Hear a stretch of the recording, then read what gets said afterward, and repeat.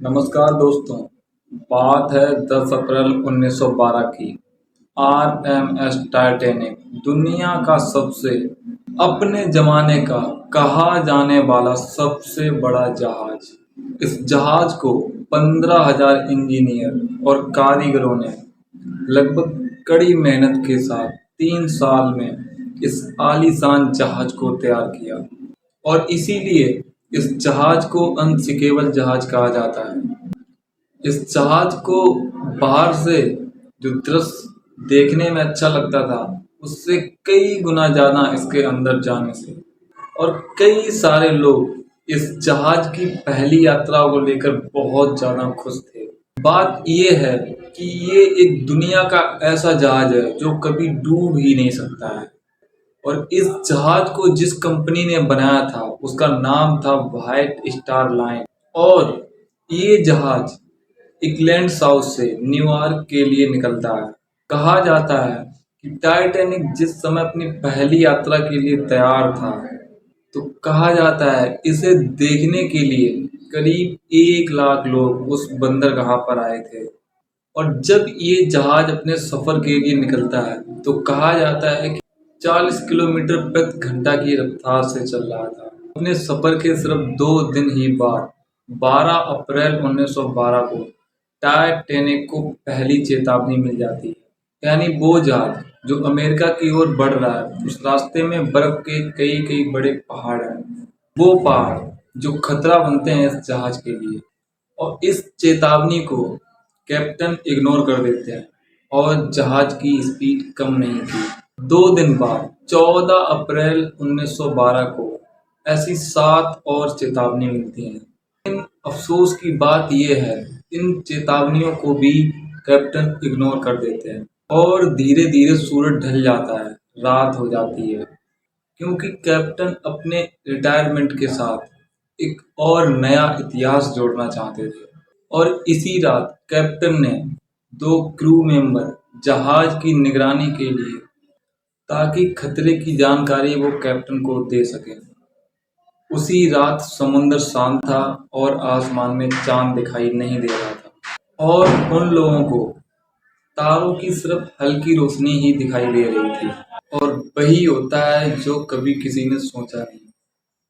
11:39 पर निगरानी में बैठे फ्रेडरिक सीड ने जहाज के ठीक सामने एक काला पहाड़ देखा और जल्दी से 3 बार घंटी बजाई और फिर फोन करता है कैप्टन को और कहता है जहाज के ठीक सामने एक आइस बर्फ का पहाड़, जल्दी से जहाज को मोड़ो। लेकिन ये बहुत देर हो चुकी है। सिर्फ 1 मिनट बाद 11:40 पर वो जहाज उस आइस बर्फ के पहाड़ से जाकर टकरा जाता है। टकराव इतना बड़ा था कि उस पहाड़ ने जहाज की निचली परत को चीर दिया और पानी तेजी से अंदर आने लगा था। वहीं जब जहाज के निचले हिस्से में पानी भरना शुरू हुआ, कैप्टन ने जब देखा कि जहाज को कितना नुकसान हुआ, तो उन्होंने रियलाइज किया कि ये जहाज तो डूब जाएगा, क्योंकि इसके 6 कंपार्टमेंट में पानी भर चुका था। और इसका मतलब ये था कि जहाज को डूबने से अब कोई नहीं बचा सकता है। और इसी बीच कैप्टन ऑर्डर दे देते हैं लाइफ पोर्ट्स में बैठने का। लेकिन ज़्यादातर पैसेंजर मानते हैं कि जहाज अनसिंकेबल है, घबराने की कोई बात नहीं है। जब पहली लाइफ पोर्ट्स नीचे उतारी गई तो उस लाइफ पोर्ट्स में क्षमता थी 65 पैसेंजर की, लेकिन उसमें सिर्फ 28 पैसेंजर ही गए। जब जहाज धीरे धीरे टिल होने लगा तब पैसेंजर को रियलाइज हुआ कि ये जहाज डूब सकता है। भगदड़ मच गई और रात के ठीक 1 बजे तक पानी इतना भर चुका था कि जहाज का जो आगे वाला हिस्सा था, अब वो पानी में धीरे धीरे डूबने लगा। तो पैसेंजर एक दूसरे से लड़ने लगे लाइफ बोट्स में बैठने के लिए। सबसे बड़ी प्रॉब्लम ये थी कि जहाज में सिर्फ 20 लाइफ बोट्स ही थी, जिसमें केवल 1200 पैसेंजर ही बैठ सकते थे। लेकिन जहाज में करीब 2200 पैसेंजर सवार थे। और फिर वही हुआ जो कभी किसी ने नहीं सोचा। करीब 2:20 पर जहाज 2 टुकड़ों में टूट गया और फिर धीरे धीरे समुंदर की कोख में समा गया। अफसोस की बात यह है 3 घंटे भी नहीं लगे इस कभी ना डूबने वाले जहाज को। टाइटैनिक के डूबने को लेकर कई अलग अलग प्रकार की बातें बनती हैं।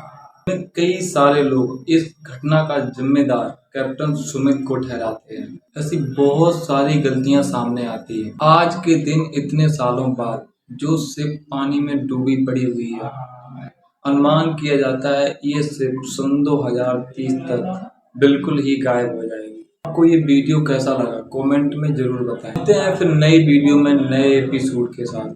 आज के लिए इतना, शुक्रिया।